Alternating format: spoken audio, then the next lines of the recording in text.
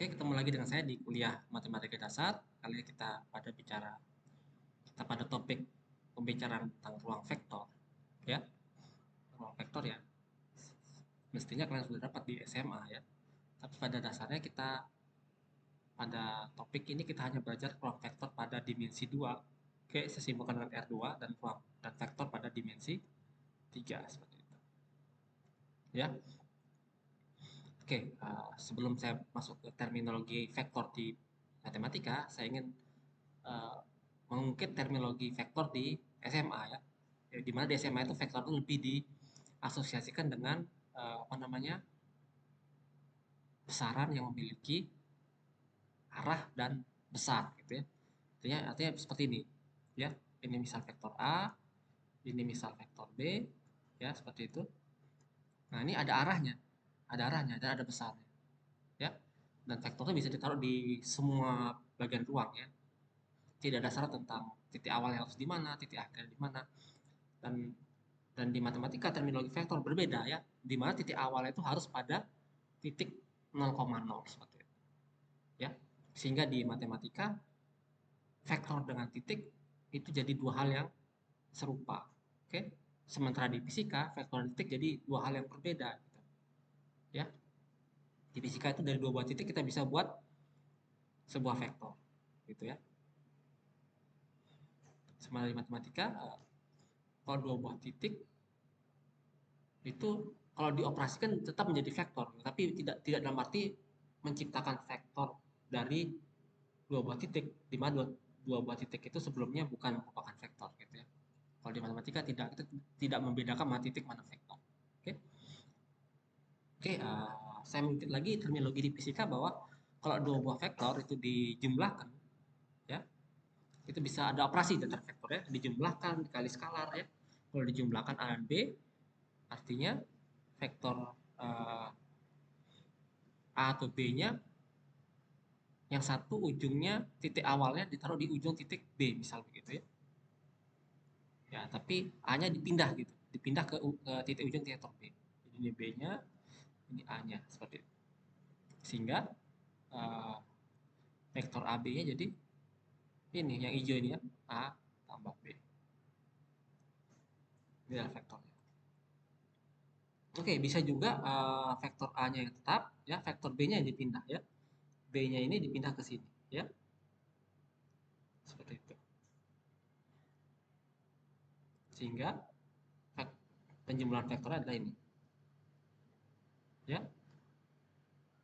Nah, dari intuisi dari lihat gambar saja ya sebenarnya vektor A tambah B itu sama dengan vektor B tambah A. Oh, ini harusnya B tambah A ya. Harusnya vektor B tambah vektor A ya.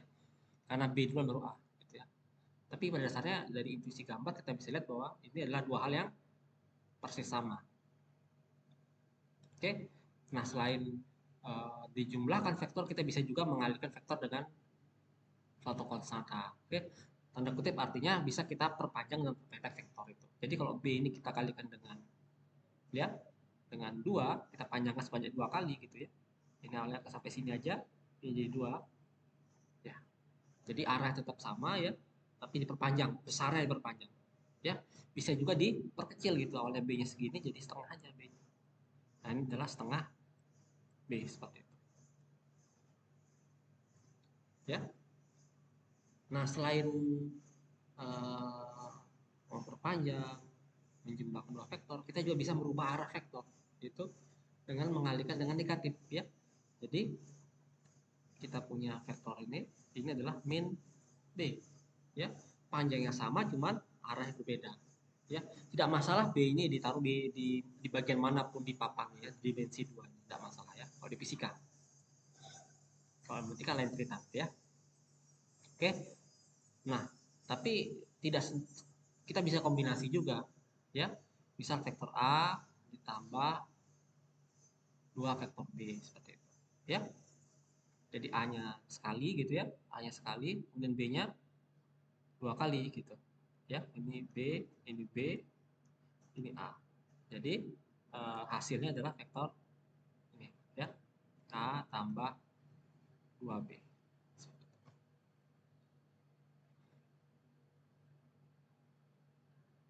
Nah, kemudian bisa juga kita kombinasikan dengan vektor A atau 2A kurang 3B.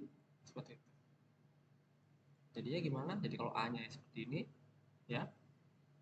Jadi 2 kali A-nya kan begitu. Kemudian B-nya 3 kali, tapi arah sebaliknya, gitu ya. B-nya gitu. Ya. Jadi vektor 2A min 3B adalah vektor ini. Ini adalah 2A min 3B. Oke, kurang lebih seperti itu ya. Itu gambaran vektor di fisika. Nah, kalau di matematika kita nggak boleh sembarangan gitu ya, menaruh vektor itu. Ya. Jadi kalau ini titik pusat ke titik nol, maka kalau kita punya vektor P itu sama dengan vektor 23, maka dia artinya 2 satuan ke kanan di sepanjang sumbu X, ini bagian sumbu X pertama ya. 1, 2, kemudian 3 satuan ke atas sumbu X gitu ya. Dan ini adalah vektor 2, 3. Dimana kalau kita punya vektor Q itu sama dengan min 1, min 2 ya. Artinya min 1 itu ke kiri di sumbu X dan min 2 itu ke bawah di sumbu Y, seperti itu. Ya, ini adalah vektor min 1, min 1, min 2. Mudah kan? Nah, bagaimana dengan jumlahnya? Atau mungkin vektor R lagi. R ini sama dengan 5,1. Ini berarti kanan ya. 3, 4, 5. 1. Ini vektor 5,1. Nah, bagaimana dengan jumlahnya? Misalkan jumlah vektor P tambah vektor R. Ya, ini tinggal tambahkan aja. 1. Ya. 2 tambah 5, 7 kan. 3 tambah 1, 4. 7, 4. Ya. Hasilnya berarti ini 5, 6, 7, 1, 2, 3, 4. Seperti itu. Ya. Jadi gambarnya adalah seperti ini. Kok nggak berubah warna? Oh, ini belum diklik. Nah, ini adalah vektor 7, 4 atau jumlah vektor Q dan vektor P dan vektor R. Tapi kalian perhatikan bahwa ini ya, kalau vektor 2, 3 ini kita pindahkan ujungnya ke sini seperti cara fisika ya, seperti itu. Hijau, biru ya. Kita pindahkan ke sini. Maka hasilnya akan sama. Jadi intinya penjumlahan cara di matematika dan cara fisika intinya sama aja sebenarnya. Cuman beda menurut saya pribadi bahwa fisika itu lebih berantakan gitu ya. Ujungnya di mana, awalnya di mana itu nggak penting. Mana sembarangan di bidang dimensi 2 ya. Kalau di matematika lebih teratur. Di apa namanya? Titik awalnya selalu di titik 0. Ya. Tapi pada saya prinsipnya ya sama aja. Ya, gunakan mana yang kalian suka, tapi kalau karena anak matematik ya gunakan terminologi di matematika. Karena nanti penting di ruang vektor yang berdimensi lebih dari 3. Ya, karena tidak lagi kelihatan gambar kayak gimana ya. Oke, kira mudah jelas. Nah, ini kalau kita punya vektor R ya tambah P itu sama dengan 5,1 tambah 2,3 ya, sama juga 7,4 ya. Jadi tidak penting lagi mana lebih dulu ya, sama kayak fisika tadi ya, tidak penting dulu mana vektor yang di kiri atau kanan ya, hasilnya akan sama aja. Tapi di ruang vektor R2 R3 ya, nanti kita bicara ruang vektor yang tidak seperti itu, tapi mungkin masih butuh beberapa semester, beberapa mata kuliah tambahan sebelum bisa memahami hal seperti itu. Oke, ini ya, jadi kita punya vektor, kita bisa menjumlahkan, bisa memperpanjang, memperpendek vektor, merubah arah vektor ya. Nah, kita bisa kombinasi linear. Kayak kalau di matematika kombinasi linear gimana? Misal kita punya vektor P dan R, P, Q, R tadi ya. Misal gimana 2P tambah min R seperti itu. Ya, ini kombinasi linear vektor ya. Jadi 2 dikali 2, 3 ditambah min 1 dikali 5,1. Ya gitu aja sebenarnya. Ini jadi 4,6 ya, 2 kali 2 4, 2 kali 3 6, tambah min 1 kali 5, min 5, min 1. Jadi 4 kurang 5 kan jadi min 1,5. Mudah ya. Bahkan tidak perlu kita menggambar vektornya masing-masing ya. Nah, secara Anda juga lebih efektif gitu ya. Cara kertas mungkin ya, kertas yang digunakan untuk mendapatkan ini lebih efektif, lebih jelas terlihat ya. Tapi tidak cantik kenapa tidak ada gambarnya ya. Fisika itu saya lebih cantik tapi berantakan gitu. Matematika lebih membosankan tapi jelas gitu ya. Jadi ini hanya referensi saya. Oke, jadi tadi kita punya dua buah operasi ya, menjumlahkan dua buah vektor sama mengalihkan vektor dengan suatu konstanta atau suatu skalar. Nah, sifat-sifatnya ada banyak gitu ya. Tadi kita temukan bahwa kalau vektor 0 itu titik atau vektor yang tidak punya besar ya kalau di fisika. Tapi kalau di matematika ya 0 itu ya vektor 0, 0 begini ya. Kalau ditambah vektor apapun a, b, hasilnya akan sama dengan a, b. Tidak merubah ya. Jadi vektor 0 ditambah vektor a ya, itu sama dengan, tidak masalah juga vektor a dulu, vektor 0 tambah vektor 0 sama dengan vektor a ya. Yang kedua, kita ditemukan bahwa dia bersifat komutatif ya. Jadi nggak penting mana lebih dahulu ya. Ya, sama. Yang ketiga yang jadi masalah adalah kalau kita mendefinisikan penjumlahan vektor itu hanya antara dua buah vektor ya. Bagaimana kalau vektor ada 5 gitu. Kita jumlahkan 5-5-nya. Nah, kalau 5-5 nanti pikir mana lebih dulu dijumlahkan. Jangan-jangan yang lebih dulu dijumlahkan itu kalau beda yang dijumlahkan pertama itu hasilnya bakal beda. Ya. Nah, ternyata tidak ya. Jadi kalau kita punya 3 buah vektor ya,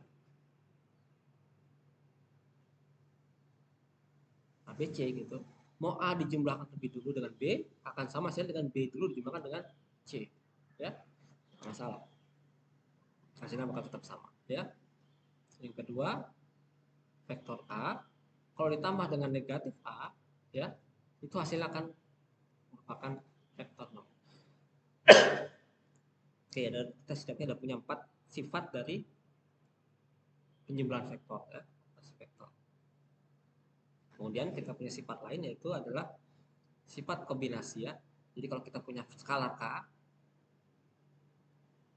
ya, konstanta K dikali jumlah dua vektor, hasilnya akan sama dengan KA tambah KB. Apa yang dapat dari sini bahwa mau dijumlahkan terlebih dulu atau dikalikan masing-masing baru dijumlahkan, hasilnya nggak akan beda ya. Ini sifat semacam sifat distributif ya, tapi sifat distributif ada banyak ya. Yang kedua ya, kalau distributifnya terkait dengan skalarnya, ini kan dengan vektor ya. Ini vektor cuma satu, hasilnya mirip ya, sama dengan KA tambah LA ya. Yang ketiga, nah ini perkalian ya.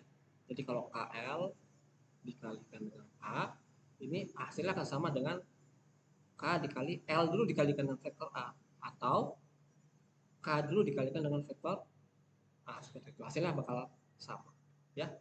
Yang terakhir tapi trivial, yaitu kalau angka 1 kan skalar itu bilangan real ya, boleh dong angka 1 ya. 1 kali A itu akan sama dengan A sendiri ya. Nah, mungkin Anda bertanya gitu, Pak, kalau 0 dikali A pasti 0 kan? Nah, skalar 0 dikali vektor 0 dari vektor A pasti hasilnya vektor 0. Iya benar. Tapi tidak perlu kita masukkan ke sini. Kenapa? Karena 8 buah sifatnya sudah cukup. Tidak perlu terlalu banyak aksioma-aksioma atau sifat-sifat untuk mendefinisikan sebuah vektor ya. Karena 0 dikali skala 0 dikali vektor, hasil pasti 0 itu bisa diturunkan dari sifat-sifat yang ada ini. Kayak bagaimana? Ya, misalkan apakah benar 0 dikali vektor A hasilnya vektor 0? Beda ya, ini angka, ini adalah vektor. Apakah benar? Kita bisa buktikan pakai sifat yang ada. Ya, dari sifat tadi kita tahu bahwa 1 tambah min 1 ya dikali vektor A itu sama dengan 1 kali A ya tambah min 1 dikali A, seperti itu.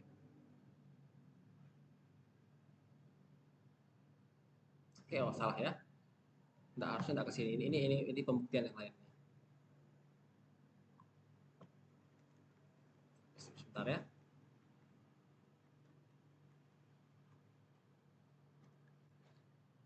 Ya, kebanyakan hapusnya ya. Apakah benar sama dengan vektor 0 gitu ya.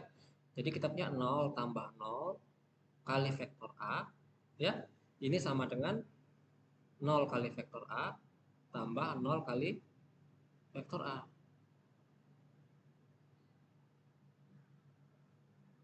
Ya.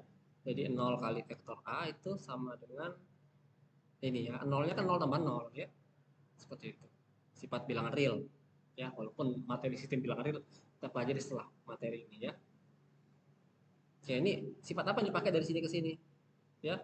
Kalau ini kan sifat bilangan real. Dari sini ke sini sifat distributif yang ini. Ya, yang ini kita pakai. Oke, kemudian dari sini kita dapat apa? Jadi kita dapat 0A itu sama dengan 0A tambah 0A. Ini suatu vektor, kita nggak tahu hasilnya 0 atau enggak, vektor 0 atau enggak ya. Tapi kita tahu bahwa ya dari sifat yang mana ya? Yang keempat ini ya, sifat yang ini kita tahu pasti A punya negatifnya. Ya. Jadi kita tambahkan dengan negatif dari 0A. Yang ini dari kanan juga tambah negatif dari 0A. Ya, dari sifat keempat tadi kita hasilnya 0, yang kiri hasilnya 0 ya. Ini 0 hasilnya vektor 0. Sementara yang kanan gimana? Yang dulu dikerjakan seperti ini kan, yang dulu dikerjakan yang kiri kan. Karena ini datang belakangan. Tapi sifat asosiatif yang ketiga ini ya, sifat asosiatif yang ketiga ini ya mengatakan nggak masalah mana-mana dikerjakan ya. Jangan yang belakangan dikerjakan lebih dulu, nggak masalah juga. Tidak mesti yang lebih dulu ya. Jadi bisa kita tulis ini 0A garis tambah 0A garis tambah min 0A garis ya. Dari sendiri kita tahu dari sifat tadi, sifat yang ini ya, ini hasilnya 0. Jadi 0 tambah ya, tambah 0 vektor ya. Ini hasilnya ini hasilnya ini, seperti itu ya. Sifat ini tadi ya, sifat keberapa? Sifat pertama. Bukan sifat pertama, sifat keempat ya, sifat keempat. Nah, dari sini baru kita jumlahkan ini. Berdasarkan sifat pertama tadi 0 tambah A hasilnya A sendiri. Ya. Jadi 0 garis sama dengan 0 A garis ya. Jadi terbukti. Ya. Jadi ini karena ini bisa dibuktikan pakai sifat lainnya, tidak perlu kita tambahkan sebagai ciri dari ruang vektor, nggak perlu. Kenapa? Mubazir gitu. Ini bisa ditemukan dari sifat yang ada. Ya. Sama seperti mungkin bikin kelompok di kelompok misal di kelas ya, misal aja rata distribusi dari kabupaten mana ya. Untuk wakil kelas cukup satu dari Mataram, satu dari Lombok Barat, satu dari Lombok Tengah, Lombok Timur, Lombok Utara, Bima satu, kotanya Kabupaten Bima, Lompu, Sumbawa, KSB gitu ya, cukup 5 ya. Jadi nggak perlu lagi kita cari 2 orang Mataram, kenapa? Kan mubazir, satu sudah mewakili gitu. Dengan tanda kutip tidak ideal ya. Nah, kadematika seperti itu ya, tidak mengenal karakter atau personal suatu vektor gitu. Jadi dianggap satu udah mewakili ya.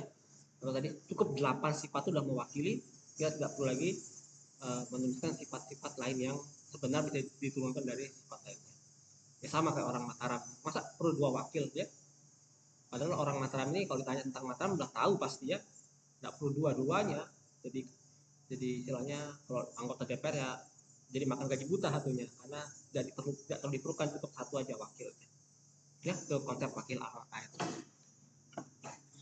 Oke, mulai hari ini sampai sini kita akan belajar tentang vektor lebih jauh, terutama tentang hasil kali titik sama norma vektor ya pada video selanjutnya. Oke, sampai ketemu.